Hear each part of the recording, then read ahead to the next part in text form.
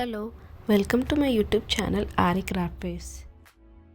ఈరోజు అయితే ఈ క్యూట్ పింట్రెస్ట్ స్టిక్కర్స్ ఎలా తయారు చేయాలో చూద్దాం. ఇవైతే నేను చాలా పేజెస్లో చూసాను, చాలా ట్రెండింగ్లో ఉంది. మనం కూడా ట్రై చేయాలి కదా, చేద్దాం పదండి. సో ఫస్ట్ అయితే నేను ఒక చిన్న పేపర్లో డోరేమోన్ అయితే డ్రా చేసుకున్నా. నాకైతే నా ఫేవరెట్ కార్టూన్ డోరేమోన్.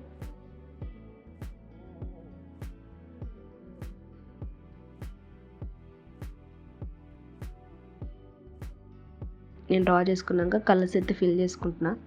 నేనైతే ఈ డోమ్స్ బ్రష్ పెన్స్ యూజ్ చేస్తున్నాను, ఎందుకంటే ఇది చాలా బ్రైట్గా ఉంటుంది.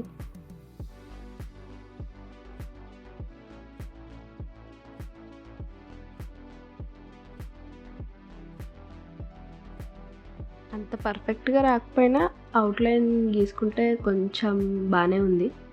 సో అంత పెద్ద ఆర్టిస్ట్ ఉండాల్సిన అవసరం అయితే లేదు.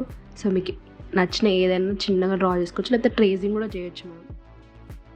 ఇదైతే ఈ పేపర్ని గ్లాసీ షీట్ అంటారు, లేకపోతే నార్మల్గా మనకు wall sticker back side remove చేసాక ఒక పేపర్ మిగులుతుంది, ఆ పేపర్ కూడా మనం యూజ్ చేయొచ్చు. సో ఆ షీట్ మీద మనం టేప్ అతికేయాలి.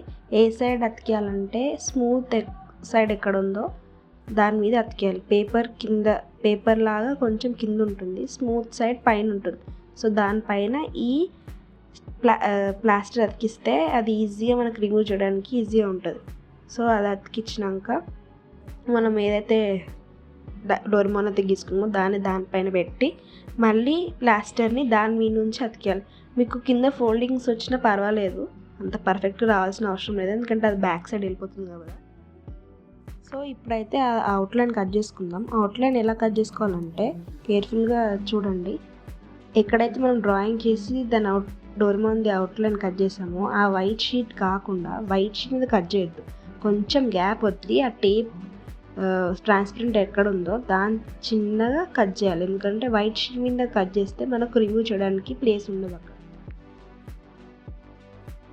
సో ఇప్పుడైతే ఒకసారి స్టిక్ చేసి చూద్దాం ఎలా ఉందో చూడండి. నేనైతే ఇలా చాలా పింట్రెస్ట్ స్టిక్కర్స్ తయారు చేద్దామని కొన్ని డ్రాయింగ్స్ చేసి పెట్టుకున్నా ముందే. సో ఇవైతే ఇప్పుడు సేమ్ అదే ప్రొసీజర్తో పెట్టుకొని చూద్దాం ఎలా ఉంటాయో. సో మళ్ళీ సేమ్ ప్రొసీజర్ ఫాలో కాండి. సేమ్ టేప్ పెట్టి దాని మీద పిక్చర్స్ పెట్టి మళ్ళీ దాని మీద టేప్ పెట్టాలి.